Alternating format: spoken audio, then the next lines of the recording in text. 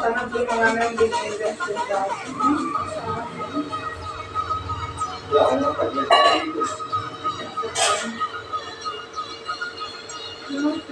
Saan yung ano nila? Siya. Dati daw, bumibili kayo ano, sa taas. May bumibili. Eh, siguro lang natin sa siya. Pag bibili ko kay ano, tulong mo luma na ito. Basta dito yung sabi.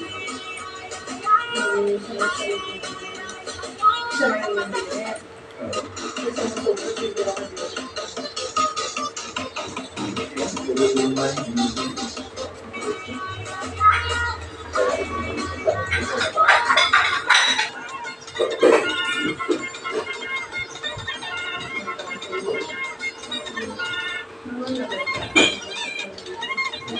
Kasi ngayon pa ako.